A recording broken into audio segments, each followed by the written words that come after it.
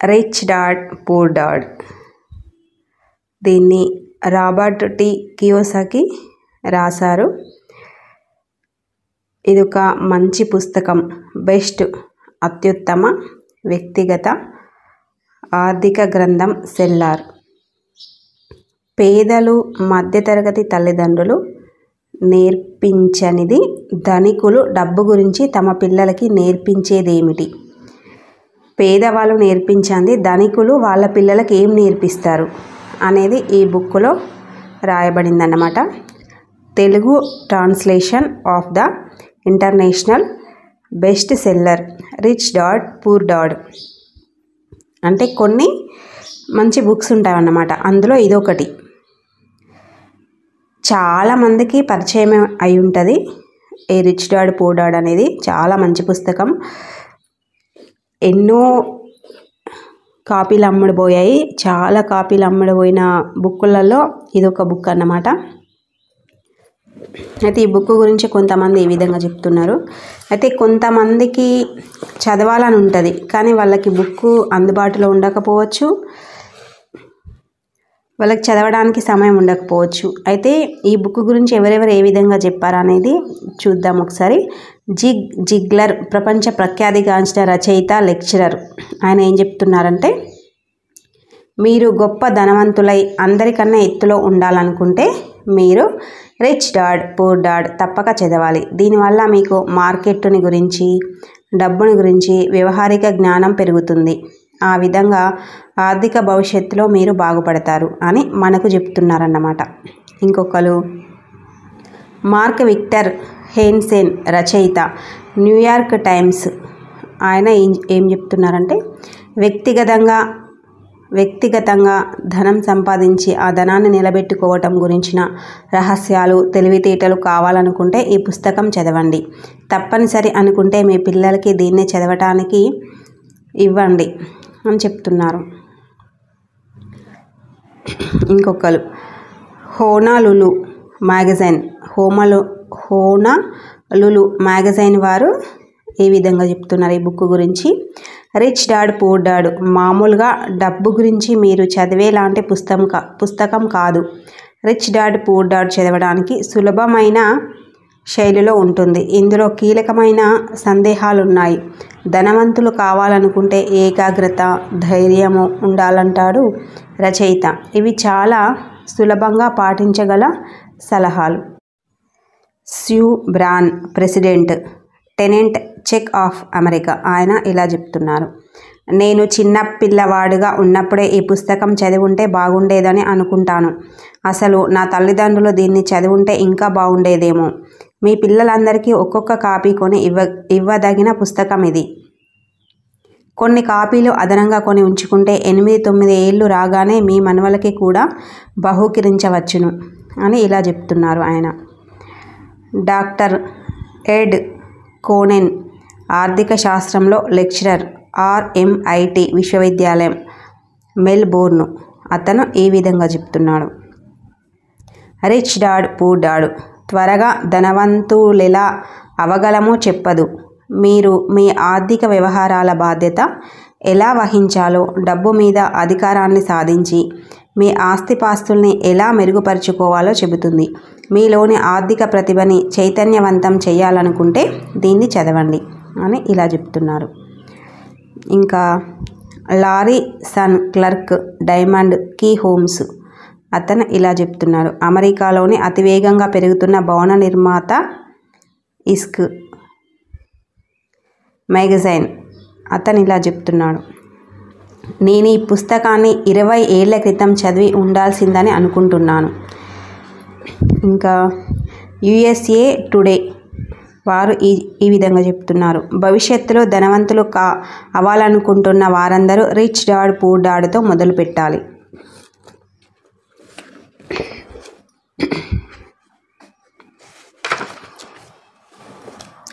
ఇందులో చాలా చెప్పబడింది కానీ మనకి ఏది అవసరమో, ఏది మంచిగా సులభంగా అర్థమవుతుందో అవి కొన్ని నేను చదివి వినిపిస్తున్నాను. ఈ బుక్కులో ఒక అబ్బాయి తన రిచ్ డాడీ గురించి తన పూర్ డాడీ గురించి చెప్తారన్నమాట. అంటే పూర్ డాడీ ఏ విధంగా గైడ్ చేస్తారు ఒక అబ్బాయిని. రిచ్ డాడ్ ఏ విధంగా గైడ్ చేస్తారు డబ్బు గురించి అనేది ఈ బుక్లో చెప్పబడింది అన్నమాట. అయితే ఒక అబ్బాయి వాళ్ళ నాన్నను ఏ విధంగా అడుగుతున్నాడన్నమాట. నాన్న, నేను ధనవంతుణ్ణి అవ్వాలంటే ఏం చేయాలో చెప్పగలవా అని అడుగుతున్నాడు. అప్పుడు వాళ్ళ నాన్న, అంటే మా నాన్న చదువుతున్న వార్తాపత్రికని పక్కన పెట్టాడు. బాబు, నువ్వు ఎందుకు ధనవంతుడి అవ్వాలనుకుంటున్నావు అని అడిగిండన్నమాట. అప్పుడు ఆ బాబు ఏమంటుండంటే, ఎందుకంటే ఇవాళ జిమ్మి వాళ్ళమ్మ, జిమ్మి అంటే వాళ్ళ స్నేహితుడు అన్నమాట, తనతో పాటు స్కూల్లో చదువుకుంటున్న అబ్బాయి, ఆ అబ్బాయి పేరు జిమ్మి. జిమ్మి వాళ్ళమ్మ వాళ్ళు కొత్తగా కొన్న కాడిలాక్ కారుని నడుపుతుంటే చూశాను. శనాదివారాలు అంటే శనివారం ఆదివారము సెలవులు ఉంటాయి కదా, ఆ శని ఆదివారాలు బీచ్ హౌస్లో గడపడానికి వాళ్ళందరూ ఆ కారులో వెళ్ళారు. జిమ్మి తనతో ఇంకో 3 స్నేహితులను తీసుకెళ్ళాడు. మైకుని నన్ను రమ్మని పిలవలేదు. మైక్ అంటే ఇంకొక అబ్బాయి అన్నమాట, ఈ అబ్బాయితో ఉండే ఇంకొక పేద అబ్బాయి అన్నమాట, అందుకే వీళ్ళిద్దరిని తీసుకెళ్ళలేదన్నమాట. మేము బీద పిల్లలమని మా ఇద్దరిని పిలవటం లేదని వాళ్ళు చెప్పారు. నిజంగా అలా అన్నారా అన్నాడు మా నాన్న నమ్మలేనట్టుగా అడిగాడు. అవును, అలాగే అన్నారు అన్నాను దెబ్బతిన్నట్టుగా. మా నాన్న ఏం మాట్లాడకుండా తలాడించి కళ్ళజోడిని మళ్ళీ పైకి తోచుకుని వార్తాపత్రిక చదవసాగాడు. జవాబు కోసం ఎదురు చూస్తూ నేనక్కడే నిలబడ్డాను. ఈ సంఘటన జరిగింది 1956లో, అంటే 1956లో. నాకప్పుడు 9 ఏళ్ళు. నా దురదృష్టం కొద్దీ ధనికుల పిల్లలు చదువుకునే పబ్లిక్ స్కూల్కే నేను కూడా వెళ్ళేవాడిని. మా ఊళ్ళో ప్రధానమైన పంట చెరుకు. చెరుకు తోటల మేనేజర్లు, డబ్బున్న మిగతా వాళ్ళు అంటే డాక్టర్లు, వ్యాపారస్తులు, బ్యాంకు యజమానులు తమ పిల్లల్ని ఈ స్కూల్కే పంపేవారు. అది 1వ తరగతి నుంచి 6వ తరగతి వరకే. 6వ తరగతి పాస్ అయ్యాక సాధారణంగా వాళ్ళని ప్రైవేట్ స్కూళ్ళకి పంపేవారు. మా కుటుంబం స్కూలున్న వీధి వైపు ఉన్న ఇంట్లో ఉండేది. అందుకే నేను కూడా అదే స్కూల్కి వెళ్ళాను. అదే నేను వీధికి అటువైపు ఉన్నట్లయితే ఉంటే నేను మరో స్కూల్కి వెళ్ళేవాడిని. ఆ స్కూల్కి మా కుటుంబం లాంటి కుటుంబాలకి చెందిన పిల్లలే వెళ్ళేవారు. 6వ తరగతి పాస్ అయ్యాక వాళ్ళు, నేను ప్రభుత్వ మాధ్యమిక పాఠశాలకి, హై స్కూల్కి వెళ్ళేవాళ్ళం. మాలాంటి పిల్లల కోసం ప్రైవేట్ స్కూళ్ళు లేవు. మా నాన్న పేపర్ చదివేసి కింద పెట్టాడు. ఆయన ఏదో ఆలోచనలో మునిగిపోయాడని నాకు అర్థమైంది. ఆయన నెమ్మదిగా, సరే బాబు విను, నువ్వు ధనవంతుడివి అవ్వాలనుకుంటే డబ్బు ఎలా సంపాదించాలో మొదట నేర్చుకోవాలి అన్నాడు. డబ్బు ఎలా సంపాదించాలి అన్నాను. నీ బుర్ర ఉపయోగించు అన్నాడు ఆయన చిరునవ్వు నవ్వుతూ. ఆయన మాటలకి చిరునవ్వుకి అర్థం, నేను నీకు చెప్పేది ఇంతే, నాకు నీ ప్రశ్నకి జవాబు తెలీదు, అందుకని నన్ను ఇరకాటంలో పడేయొద్దు అని. అప్పుడు ఒక భాగస్వామ్యం ఏర్పడింది, అంటే ఒక పార్ట్నర్షిప్ ఏర్పరచుకున్నారన్నమాట. ఆ అబ్బాయిను ఇంకొక అబ్బాయి, తన స్నేహితుడు. మర్నాడు అంటే తెల్లారి పొద్దున్నే నేను నా ప్రాణ స్నేహితుడు మైకుకి మా నాన్న చెప్పిన విషయం చెప్పాను. నాకు తెలిసినంత మట్టుకు ఆ స్కూల్లో నేను మైకు మాత్రమే పేద పిల్లలం. మైకు కూడా నాలాగే విధివశాత్తు ఈ స్కూల్లో చేరాడు. మా ఊర్లో స్కూళ్ళు ఎక్కడ పెట్టాలో ఎవరో ముందుగానే నిర్ణయించి వాటి సరిహద్దులు గీయటం వలన మేము డబ్బున్న వాళ్ళ పిల్లలు చదివే ఈ స్కూల్లోనే చేరవలసి వచ్చింది. నిజానికి మేం బీద వాళ్ళం కాము, కానీ మిగతా పిల్లలందరికీ కొత్త బేస్బాల్, గ్లౌస్, కొత్త సైకిళ్ళు ఉండేవి. ఇంకా వాళ్ళ దగ్గరుండే వస్తువులన్నీ కొత్తవే కావటంతో మేం బీద వాళ్ళమని మాకు అనిపించేది. మా అమ్మ నాన్న మాకున్న ముఖ్యమైన అవసరాలన్నీ తీర్చేవారు. అంటే తిండి, బట్ట, ఇల్లు అన్నీ ఇచ్చారు. కానీ అంతకు మించి ఇంకేమీ లేదు. నీకేమైనా కావాలంటే దానికోసం కష్టపడి పనిచెయ్యి అనేవాడు మా నాన్న. మాకు చాలా వస్తువులు కావాలనిపించేది, కానీ 9 ఏళ్ల పిల్లలకి చేయదగ్గ పని ఏది ఉండేది కాదు. మరి డబ్బు సంపాదించాలంటే మనం ఏం చేయాలి అన్నాడు మైక్. నాకు తెలీదు, కానీ నువ్వు నా పార్ట్నర్గా అంటే భాగస్వామిగా ఉంటావా అన్నాను. వాడు ఒప్పుకున్నాడు. అలా ఆ శనివారం ఉదయం మైకు నా మొట్టమొదటి బిజినెస్ పార్ట్నర్ అయ్యాడు. ఆ రోజు ఉదయమంతా మేమిద్దరం డబ్బు సంపాదించడం ఎలా అనే దాన్ని గురించి ఆలోచించాం. మాకు ఎన్నో మార్గాలు తట్టాయి. జిమ్మి వాళ్ళ బీచ్ హౌస్లో ఏ చీకు చింత లేకుండా మజా చేస్తున్న పిల్లల గురించి కూడా మధ్య మధ్య మాట్లాడుకున్నాం. వాళ్ళ గురించి తలుచుకుంటే బాధ అనిపించింది. కానీ అది మాకు మంచే చేసింది. డబ్బు సంపాదించేందుకు అవసరమయ్యే మరిన్ని మార్గాల గురించి మేం ఆలోచించాం. చివరికి ఆ రోజు మధ్యాహ్నం మా బుర్రల్లో తలుక్కున ఒక పెద్ద మెరుపు మెరిసింది. మైక్ ఏనాడో చదివిన ఒక సైన్స్ పుస్తకంలోని ఒక అంశం ఆ ఉపాయాన్ని తట్టేలా చేసింది. ఎంతో ఉత్సాహంగా మేము కరచాలనం చేశాం. కరచాలనం అంటే షేక్ హ్యాండ్ ఇచ్చుకున్నారన్నమాట. మా భాగస్వామ్యానికి ఇప్పుడొక వ్యాపారం దొరికింది. ఆ తర్వాత కొన్ని వారాల పాటు నేను, మైక్ మా ఇరుగు పొరుగున ఉన్న వాళ్ళ ఇళ్ళన్నింటికి వెళ్ళి తలుపులు తట్టి వాళ్ళని తమ ఖాళీ టూత్పేస్ట్ ట్యూబుల్ని పారేయకుండా మా కోసం దాచిపెట్టగలరా అని అడిగాం. మా వైపు వాళ్ళందరూ చాలా వింతగా చూశారు. కానీ పెద్దవాళ్ళు చిరునవ్వు నవ్వుతూ మా కోరికని మన్నించారు. కొందరు వాటితో మేమేం చేస్తామని అడిగారు. మేం మీకు చెప్పము, అది వ్యాపార రహస్యం అని జవాబు చెప్పాం. వారాలు గడిచినా కొద్దీ మేము మా అమ్మకి పెద్ద తలనొప్పిగా తయారయ్యాము. మా ముడి సరుకుని దాచిపెట్టుకోవడానికి ఆవిడ వాషింగ్ మిషన్ పక్కనే ఉన్న చోటుని ఎంచుకున్నాం. ఒక పాత అట్టపెట్టె తీసుకున్నాం. అందులో మునుపు కెచప్ సీసాలు ఉండేవి. రోజు రోజుకి మా ట్యూబుల సంఖ్య పెరగసాగింది. చివరికి మా అమ్మ ఇంకా భరించలేకపోయింది. పొరుగువారు వాడి పరేసిన ఆ చెత్త ట్యూబులు ఆమెకి చిరెత్తించాయి. ఏం చేస్తున్నారా మీరు అని అడిగిందావిడ. మళ్ళీ అది ఓ వ్యాపార రహస్యం అనే జవాబును నేను వినదలుచుకోలేదు. వెంటనే వీటిని ఇక్కడి నుంచి తీసేయకపోతే నేనే బయట విసిరివేస్తాను అంది. మైక్, నేను ఎంతో బతిమాలాం. తొందరలోనే మాకు కావలసిన ట్యూబులు చేరతాయని, అప్పుడు మా పని మొదలు పెడతామని అన్నాం. ఇంకో ఇద్దరు త్వరలోనే వాళ్ళ పేస్ట్ పూర్తిగా వాడేసి తమ ట్యూబులు మాకిస్తారని, దానికోసమే ఎదురు చూస్తున్నామని చెప్పాము. మా అమ్మ మరో వారం గడువిచ్చింది. మా వ్యాపారాన్ని మొదలుపెట్టే తేదీ దగ్గర పడింది. మా ఒత్తిడి పెరిగింది. నా మొట్టమొదటి భాగస్వామ్యం చిక్కుల్లో పడింది. గోదాముని వెంటనే ఖాళీ చేయమని స్వయాన నా కన్నతల్లే నోటీస్ ఇచ్చింది. మా పొరుగున ఉన్న వాళ్లతో త్వరగా టూత్ పేస్టుని ఖాళీ చెయ్యమని చెప్పే బాధ్యత మైకు మీద పడింది. ఎలాగూ మీ పళ్ళ డాక్టర్ మిమ్మల్ని ఎక్కువసార్లు పళ్ళు తోముకోమని చెబుతున్నారు కదా అన్నాడు వాడు వాళ్లతో. నేను ఉత్పత్తికి సంబంధించిన పనులని చూడసాగాను. ఒకరోజు మా నాన్న తన స్నేహితుడిని వెంటబెట్టుకుని ఇల్లు చేరేసరికి 9 ఏళ్ల పిల్లలు ఇద్దరు కారు గేటులోంచి ఇంటికి వచ్చే దారిలో ఏదో పెద్ద పనిలో మునిగి ఉండటం చూశాడు.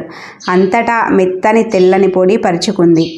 ఒక పొడుగాటి బల్ల మీద స్కూల్లో ఇచ్చిన పాల తాలూకు చిన్న చిన్న అట్టపెట్టెలు కనిపించాయి. ఇంట్లో వాడుకునే హిబాచి గ్రిల్లులో కనకన మండే నిప్పులు కూడా కనిపించాయి. కారు గేరేజ్ ముందు మా ఉత్పత్తి పనులు అడ్డంగా ఉండడంతో మా నాన్న కారుని దూరంగా పార్క్ చేసి జాగ్రత్తగా నడిచి మా వైపుకి రాసాగాడు. నాన్న, ఆయన స్నేహితుడు మా దగ్గరికి వచ్చి నిప్పుల మీద ఒక స్టీల్ గిన్నెలో టూత్ పేస్ట్ ట్యూబులు కరగటం చూశారు. ఆ రోజుల్లో టూత్ పేస్ట్ ప్లాస్టిక్ ట్యూబుల్లో వచ్చేది కాదు. వాటిని సీసంతో తయారు చేసేవారు. అందువల్ల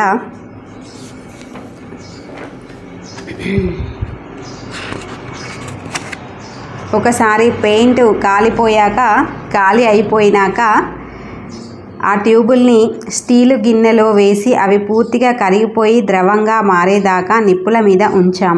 అమ్మ వంటింట్లో ఉండే పటకారతో స్టీలు గిన్నెను వంచి పాల డబ్బాల్లోని సన్నని మూతి గుండా ఆ కరిగిన సీసాన్ని వాటిల్లో పోశాం. ఆ పాల డబ్బాలని ప్లాస్టర్ ఆఫ్ పారిస్తో నింపాం. ప్లాస్టర్ ఆఫ్ పారిస్ని నీళ్లతో కలపక ముందే పొడిలా ఉంటుంది.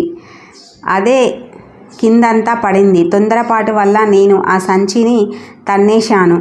అక్కడేదో పెద్ద మంచు తుఫాను వచ్చినట్టు ఆ ప్రాంతమంతా తెల్లని పొడితో నిండిపోయింది. ప్లాస్టర్ ఆఫ్ పారిస్తో తయారు చేసిన అచ్చులకి ఖాళీ పాల డబ్బాలు, బయటి కవర్లు, ప్లాస్టర్ ఆఫ్ పారిస్లో ఉన్న చిన్న రంధ్రంలోంచి మేమిద్దరం జాగ్రత్తగా కరిగించిన సీసం పొయ్యటం మా నాన్న, ఆయన స్నేహితుడు చూస్తూ నిలబడ్డారు. జాగ్రత్త అన్నాడు మా నాన్న. నేను తల పైకెత్తకుండానే సరేనన్నట్లు తల ఊపాను. చివరికి కరిగిన సీసం డబ్బాల్లో పోయటం అయిపోయాక నేను స్టీలు గిన్నెను కింద పెట్టి నాన్న వైపు చూసి నవ్వాను. ఏం చేస్తున్నారా మీరిద్దరూ? కుతూహలంతో కూడిన చిరునవ్వు నవ్వుతూ అడిగాడు ఆయన. నువ్వు చేయమన్న పనే చేస్తున్నాం. మేం ధనవంతులం కాబోతున్నాం అన్నాను. అవును, మేమిద్దరం భాగస్వాములం అన్నాడు మైక్ తలాడిస్తూ పళ్ళన్నీ బయటపెట్టి. మరైతే ఈ ప్లాస్టిక్ అచ్చుల్లో ఉన్నదేమిటి? నాన్న అడిగాడు. చూడు, వీటిల్లో ఒక చక్కటి వస్తువు తయారై ఉంటుంది అన్నాను. ఒక చిన్న సుత్తితో నెమ్మదిగా అచ్చుల్ని తట్టాను. అది మధ్యలో 2 ముక్కలుగా వీడింది. చాలా జాగ్రత్తగా ప్లాస్టర్ పై ముక్కని పట్టుకుని పైకి లాగాను. దాంట్లోంచి ఒక సీసపు నాణెం బయటపడింది. ఇదేం పనిరా? సీసంతో నాణేలు తయారు చేస్తున్నారా అన్నాడు నాన్న. సరిగ్గా చెప్పారు. మీరు చెప్పినట్టే చేస్తున్నాం. మేము డబ్బు తయారు చేస్తున్నాం అన్నాడు మైక్. మా నాన్న స్నేహితుడు పగలబడి నవ్వసాగాడు. మా నాన్న కూడా నవ్వుతూ నమ్మలేనట్లు తల ఆడించాడు. ఆయన ఎదురుగ్గా వాడేసిన టూత్ పేస్ట్ ట్యూబులు, నిప్పులు.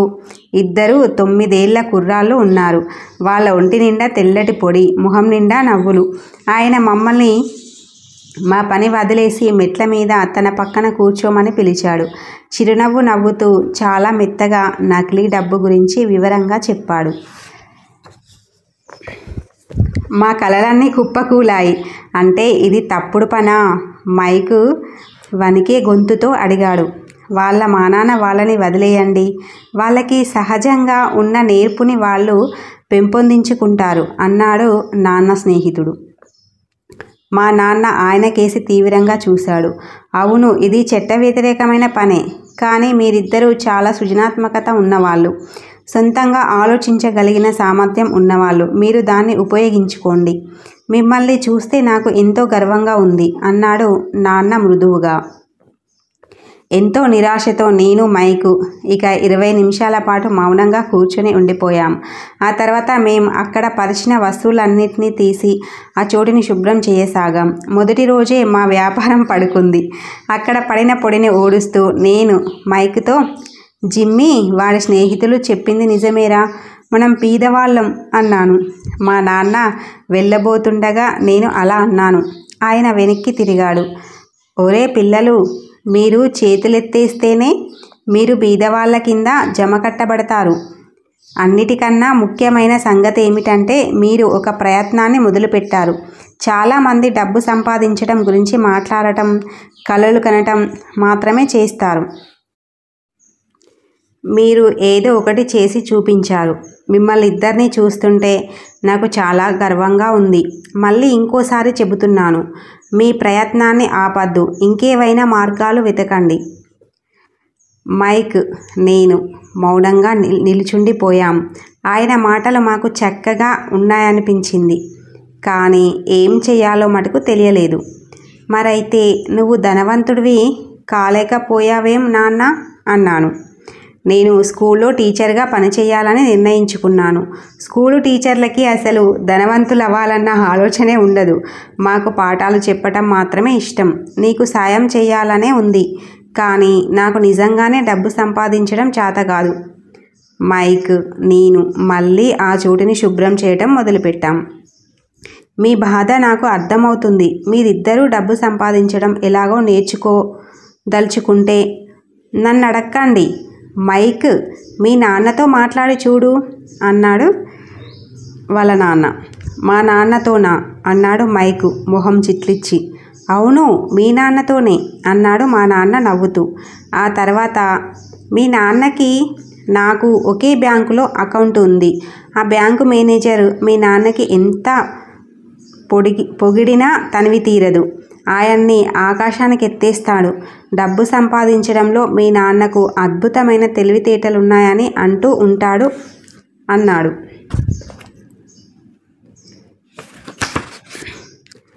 మా నాన్నక మైకుకి ఇంకా నమ్మకం కుదరలేదు.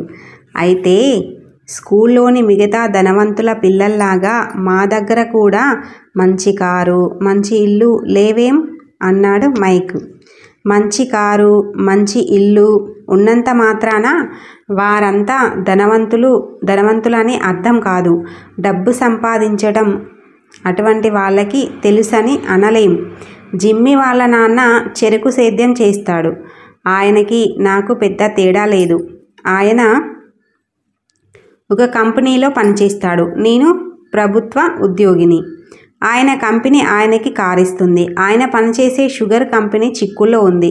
త్వరలోనే ఆయన దగ్గర ఏమీ లేకుండా పోవచ్చు. మీ నాన్న అలా కాదు మైక్. ఆయన ఆకాశానికి నిచ్చెన వేస్తున్నాడు. కొన్నేళ్లలో ఆయన గొప్ప ధనవంతుడు అవుతాడని నా అంచనా అన్నాడు మా నాన్న. అది విని మళ్ళీ మా ఇద్దరికి ఉత్సాహం పుంజుకుంది. చాలా చురుగ్గా మళ్ళీ మేం పడేసిన చెత్తంతా శుభ్రం చేయసాగాం. మా మొదటి వ్యాపార ప్రయత్నం విఫలమైంది. అదంతా దాని తాలూకు చెత్తే.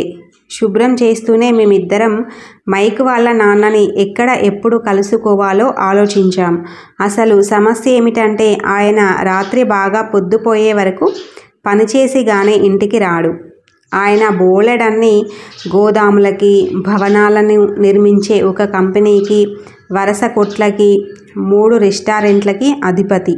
హోటళ్ళు నడపటం వల్లనే ఆయన రాత్రిళ్ళు ఆలస్యంగా ఇంటికి వచ్చేవాడు.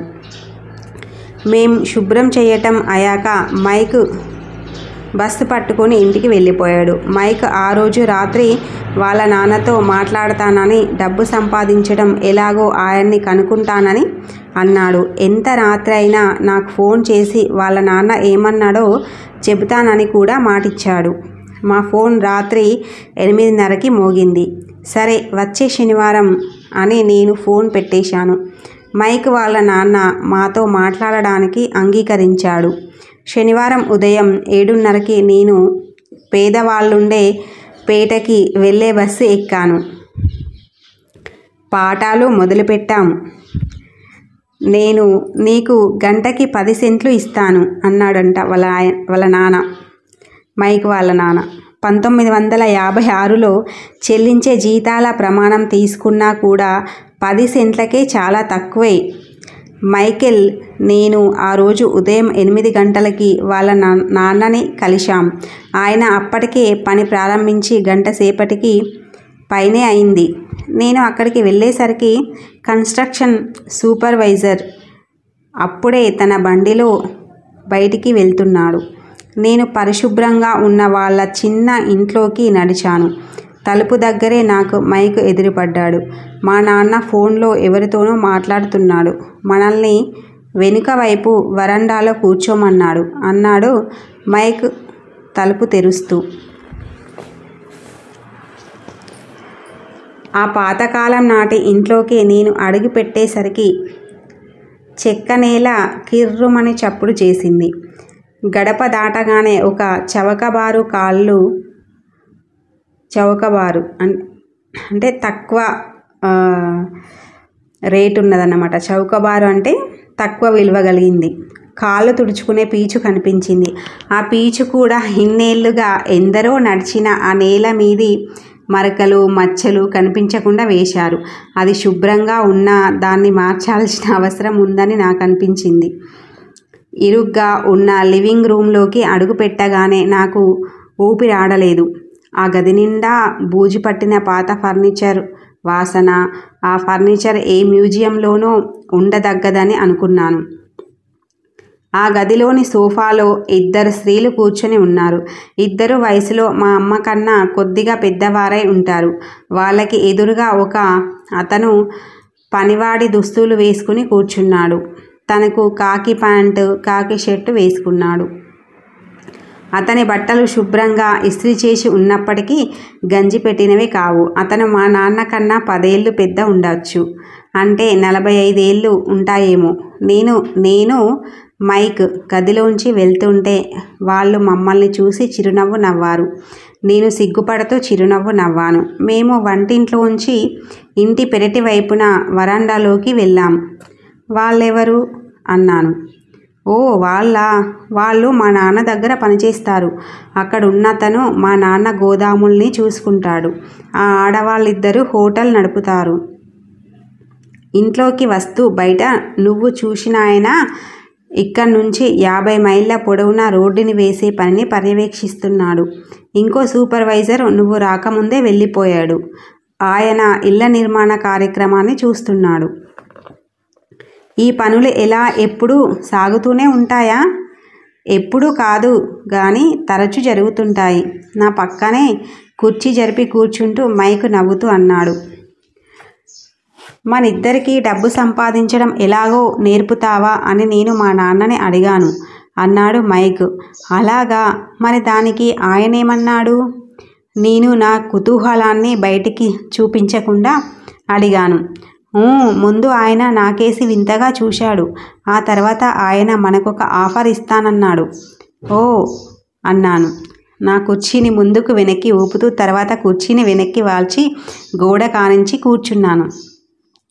మైక్ కూడా అదే పని చేశాడు. ఆ ప్రస్తావన ఏమిటో నీకు తెలుసా అని అడిగాను.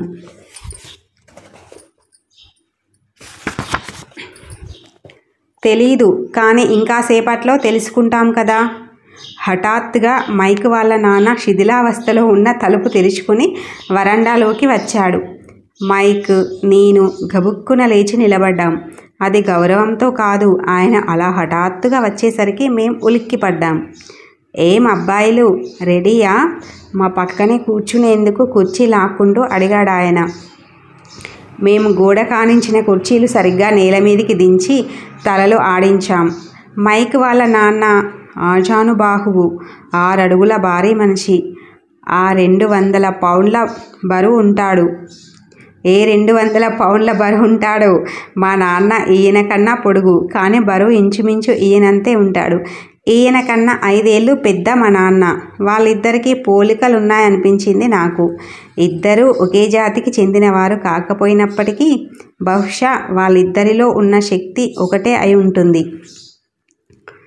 రాబర్ట్, నీకు డబ్బు సంపాదించడం ఎలాగో తెలుసుకోవాలనుందని మైక్ నాతో అన్నాడు. నిజమా అని అడిగాడు. నేను భయపడుతూనే గబగబా తల పైకి కిందికి ఆడించాను. ఆయన మాటల్లోనూ చిరునవ్వులోనూ ఒక రకమైన సామర్థ్యం కనిపించింది. సరే, నేనేం చేయదలుచుకున్నానో చెబుతాను. నేను మీకు ఆ కళ నేర్పుతాను, కానీ క్లాసుల్లో లాగా కాదు. నేను చెప్పే పాఠాలకి బదులుగా మీరు నాకు పనులు చేసి పెట్టాలి. మీరు పని చేయకపోతే నేను నేర్పడం మానేస్తాను. మీరు నా కోసం పని చేస్తే నేను మీకు త్వరగా నేర్పగలుగుతాను. మీరు స్కూల్లో లాగా ఊరికేనే కూర్చొని వింటాం అంటే మాత్రం నేను నా సమయాన్ని వృధా చేసుకున్నట్టే. ఇది నేను మీకు ఇచ్చే ఆఫర్. ఒప్పుకుంటారో లేదో అది మీ ఇష్టం అన్నాడు ఆయన. ముందుగా నేను ఒక ప్రశ్న అడగొచ్చా అన్నాను. వీల్లేదు. నేను చెప్పిన దానికి సరే అనండి, లేదా కాదు అనండి, అంతే. నాకు బోలెడన్ని పనులున్నాయి. నా సమయాన్ని వృధా చేయలేను. మీరు ఏ విషయమో నిర్ణయించుకోలేకపోతే మీరు ఎన్నటికీ డబ్బు సంపాదించడం నేర్చుకోలేరని అర్థం. అవకాశాలు వస్తూ పోతూ ఉంటాయి. త్వరగా నిర్ణయం ఎప్పుడు తీసుకోవాలో తెలుసుకోవటం కూడా ముఖ్యమైన నేర్పు అని తెలుసుకోండి. మీరు ఒక అవకాశాన్ని కోరారు, అది మీకు దొరుకుతుంది. ఈ స్కూలు 10 సెకండ్లలో ప్రారంభం కానువచ్చు, ముగిసిపోనువచ్చు అన్నాడాయన కొంటెగా నవ్వుతూ. సరే అన్నాను. సరే అన్నాడు మైక్. గుడ్. మిసెస్ మార్టిన్ 10 నిమిషాల్లో నన్ను కలవడానికి వస్తుంది. ఆమెతో మాట్లాడడం అయిపోయాక మీరిద్దరూ ఆమెతో కారులో నా సూపరేట్ మార్కెట్కి వెళ్ళండి. అక్కడ మీరు పని మొదలుపెట్టొచ్చు. ప్రతి శనివారం మీరు 3 గంటల పాటు అక్కడ పనిచేయాలి. నేను మీకు గంటకి 10 సెంట్ల చొప్పున జీతం ఇస్తాను అన్నాడు ఆయన. కానీ ఈరోజు నేను సాఫ్ట్బాల్ ఆటకి వెళ్ళాలి అన్నాను. మైక్ వాళ్ళ నాన్న గొంతు గంభీరంగా మారిపోయింది. సరేనా కాదా అన్నాడు. సరే చేస్తాను అన్నాను. పని చేసి డబ్బు సంపాదించడం ఎలా అనేది సాఫ్ట్ బాల్ ఆడటం కన్నా ముఖ్యమని అనిపించింది.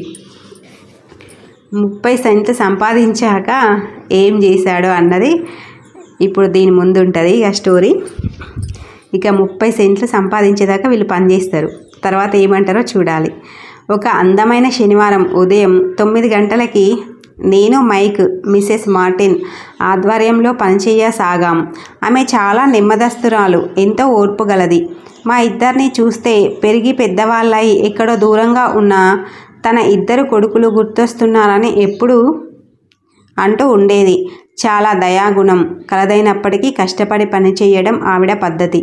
మా చేత కూడా బాగా పనిచేయించేది. పని విషయంలో ఆమె చాలా కఠినంగా ప్రవర్తించేది. 3 గంటల సేపు మేము ఆహార పదార్థాలున్న సీల్ చేసిన డబ్బాల మీది దుమ్ముని ఈకల కుంచెతో దులిపే పని చేశాం. ఒక్కొక్క డబ్బాని అరలోంచి తీసి దుమ్ము పూర్తిగా పోయేదాకా దులపడం, మళ్ళీ వాటన్నిటిని సెల్ఫ్లో సర్దటం మా పని. ఆ పని చెయ్యటం మాకు చాలా బాధగా అనిపించింది, విసుగు పుట్టింది. మైక్ వాళ్ళ నాన్నకి ఇటువంటి చిన్న సూపరేట్ మార్కెట్లు 9 ఉన్నాయి. వాటి ముందు కార్లు పార్కు చేయడానికి బోలెడంత ఖాళీ జాగాలున్నాయి. ఆయన్ని నేను నా రిచ్ డాడ్ అంటూ ఉంటాను. ఆ సూపరేట్ మార్కెట్లు ఈనాడు పొద్దున్న 7 నుంచి రాత్రి 11 వరకు మన సౌకర్యం కోసం తెరిచి ఉంచే కన్వీనియన్స్ స్టోర్స్లకి మొట్టమొదటి రూపాలు. మామూలుగా జనం నివసించే చోట ఉండే కిరాణా కొట్ల లాంటివి. అక్కడ పాలు, బ్రెడ్డు, వెన్న, సిగరెట్లు లాంటివి దొరుకుతాయి. సమస్య ఏమిటంటే ఎయిర్ కండిషనింగ్ సౌకర్యం లేని కాలంలో ఈ ప్రాంతం హవాయిలాగా బాగా వేడిగా ఉండేది. వేడి వల్ల షాపుల తలుపులు మూసి ఉంచటం వీలయ్యేది కాదు. కొట్టుకి 2 వైపులా ఉండే తలుపుల్ని తెరిచి ఉంచేవారు. ఒకటి రోడ్డు వైపున, ఇంకొకటి పార్కింగ్ ఏరియా వైపున ఉండేవి. ఏదైనా కారు వచ్చి పార్కు చేసినప్పుడల్లా దుమ్ము రేగి కొట్లో ఉండే వస్తువుల మీద పడేది. అందుకని షాపుల్లో ఎయిర్ కండిషనింగ్ ఏర్పడిందాకా మాకు ఉద్యోగం ఉంటుందనే చెప్పాలి. 3 వారాలు వరుసగా మేమిద్దరం మిసెస్ మార్టిన్ కింద 3 గంటల సేపు పనిచేశాం. మధ్యాహ్నానికల్లా మా పని అయిపోయేది. అప్పుడు ఆమె మా చేతుల్లో 3 చిన్న చిన్న 10 సెంట్లు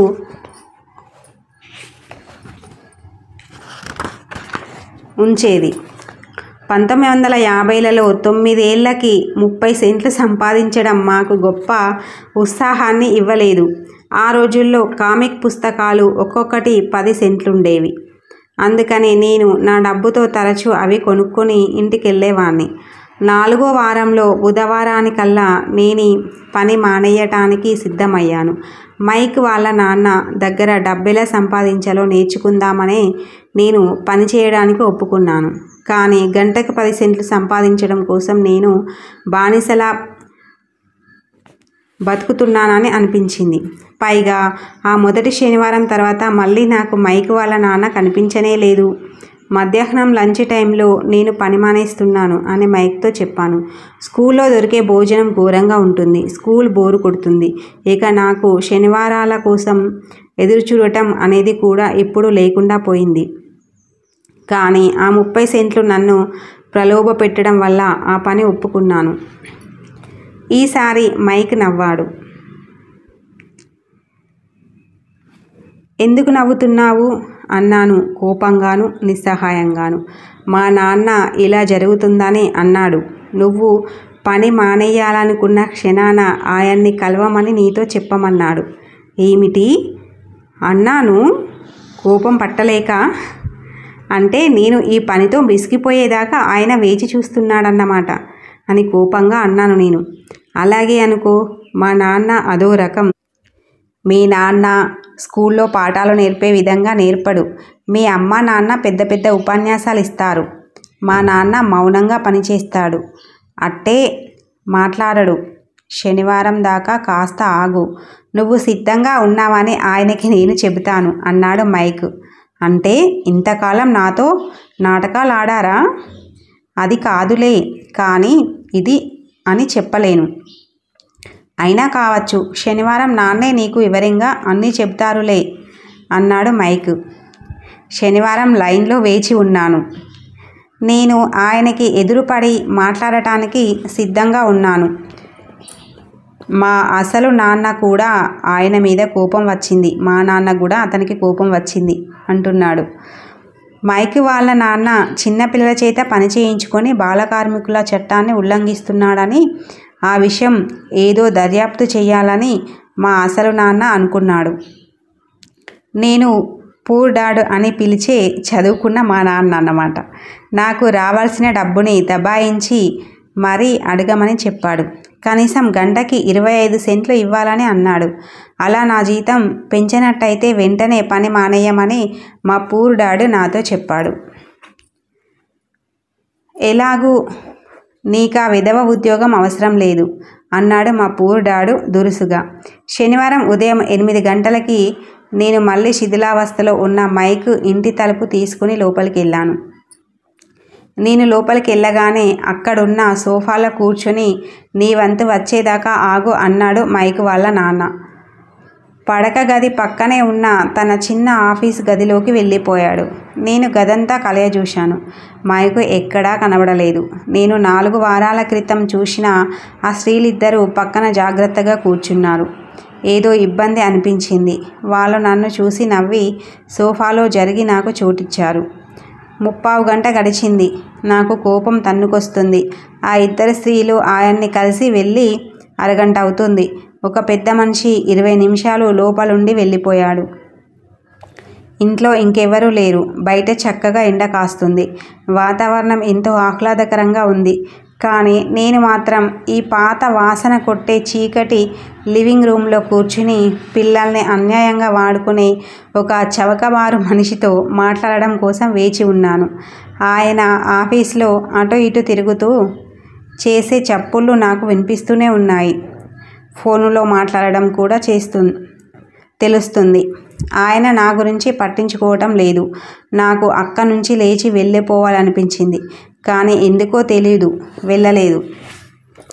చివరికి ఇంకో 1/4 గంట గడిచాక సరిగ్గా 9 గంటలకి రిచ్ డాడ్ ఆఫీస్ గదిలోంచి బయటికొచ్చాడు.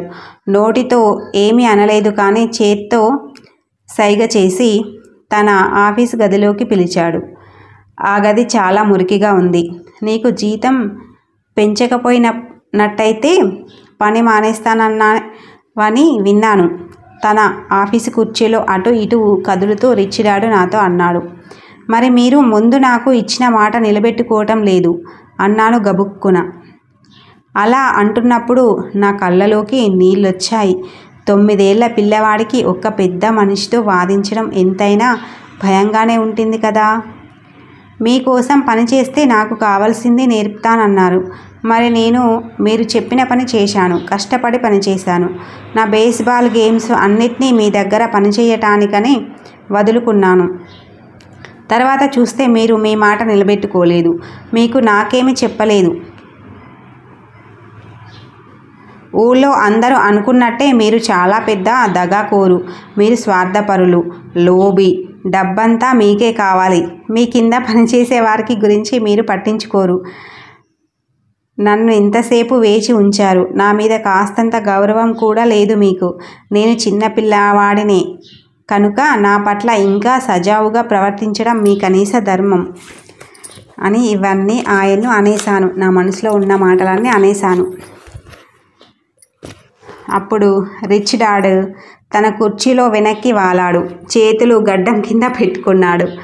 నాకేసి కళ్ళార్పకుండా చూడసాగాడు. నన్ను అర్థం చేసుకోవడానికి ప్రయత్నిస్తున్నట్టుగా కనిపించాడు. పర్వాలేదే, నెల రోజుల్లోపల నువ్వు నా కింద పనిచేసే మిగతా అందరిలాగానే మాట్లాడుతున్నావు అన్నాడు. ఏమిటి అని అడిగాను. ఆయన అన్నది నాకు సరిగ్గా అర్థం కాలేదు. అందుకని నాకున్న ఇబ్బందుల్ని మళ్ళీ ఏకరువు పెట్టసాగాను. మీరు ఒప్పుకున్న ప్రకారం నాకు డబ్బు సంపాదించడం ఎలాగో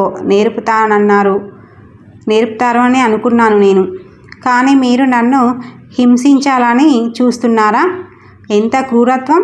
నిజంగానే మీలో ఎంతో క్రూరత్వం ఉంది అన్నాను. నేను నీకు నేర్పుతూనే ఉన్నాను అన్నాడు ఆయన నింపాదిగా.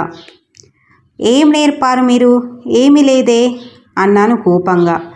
మీరిచ్చే ఆ 4 పైసల కోసం పనిచేయడానికి ఒప్పుకున్న నాటి నుంచి మీరు నాతో ఒక్క మాటైనా మాట్లాడలేదు. నేను గవర్నమెంట్కి మీ మీద ఫిర్యాదు చేస్తాను. బాల కార్మికుల కోసం ఒక చట్టం ఉంది తెలుసా? మా నాన్న గవర్నమెంట్లో పనిచేస్తాడు తెలుసా అన్నాను కోపం ఇంకా చల్లారకపోవడంతో. భలే, ఇప్పుడు నువ్వు నిజంగా నా కింద పనిచేసే వాళ్ళలాగా మాట్లాడుతున్నావు. నేను పనిలోంచి తీసేసిన వాళ్ళంతటా వాళ్ళే పని మానేసి వెళ్ళిపోయిన వాళ్ళు ఇలాగే మాట్లాడేవారు అన్నాడు మా రిచ్ డాడ్. అయితే ఇంతకీ మీరేమంటారు? నాకు అబద్ధాలు చెప్పారు. మీరు నాకు అబద్ధాలు చెప్పారు. నేను మీకోసం పనిచేశాను, కానీ మీరు అన్నమాట తప్పారు. మీరు నాకేమీ నేర్పలేదు అన్నాను నేను దర్పంగా. అంత చిన్న పిల్లవాడినై ఉండి అంత ధైర్యంగా మాట్లాడడం గొప్పే. ఆయన కెరడే గొప్ప అనుకున్నాడన్నమాట. నేను నీకేమి నేర్పలేదని నీకెలా తెలుసు?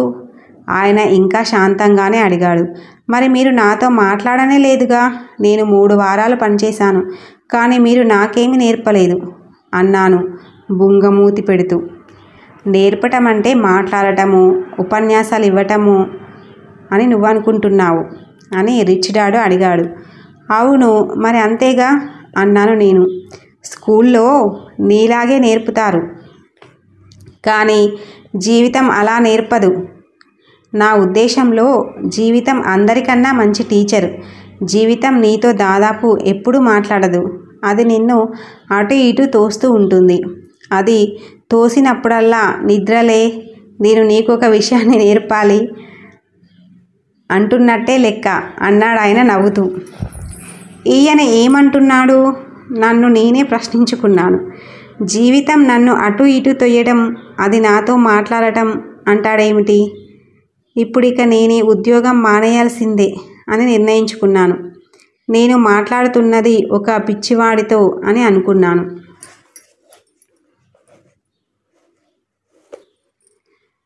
నువ్వు జీవితం నేర్పే పాఠాలను నేర్చుకుంటే బాగుపడతావు, లేకపోతే జీవితం నిన్ను తొయ్యటం మానదు. మనుషులు 2 రకాలు. కొందరు జీవితం తమని అడ్డదిడ్డంగా తోస్తూ ఉంటే చూస్తూ ఊరుకుంటారు. ఇంకొందరు కోపం తెచ్చుకుని ఎదురు తిరిగి జీవితాన్ని తోస్తారు. కానీ వాళ్ళు తమ బాస్నో, ఉద్యోగాన్నో, భర్తనో, భార్యనో ఢీకొంటారు. వాళ్ళని తోసేది జీవితమని వాళ్ళకి తెలీదు. ఆయనేమంటున్నాడో నాకు అస్సలు అర్థం కాలేదు. మనందరినీ జీవితం ఎటు పడితే అటు తోస్తూ ఉంటుంది. కొందరు చేతులెత్తేస్తారు, కొందరు ఎదురు తిరుగుతారు, కొంతమంది పాఠం నేర్చుకుని ముందుకు సాగుతారు. వాళ్ళకి జీవితం తమని ఇలా తొయ్యటం బాగుంటుంది. ఈ కొద్ది మందికి ఆ తొయ్యటం అవసరమని, దానివల్ల ఏమైనా నేర్చుకోగలుగుతామని అనిపిస్తుంది. వాళ్ళు పాఠాలు నేర్చుకుంటూ ముందుకు పోతారు. ఎక్కువ మంది వెన్ను చూపిస్తారు. నీలాంటి కొంతమంది ఎదురు తిరుగుతారు.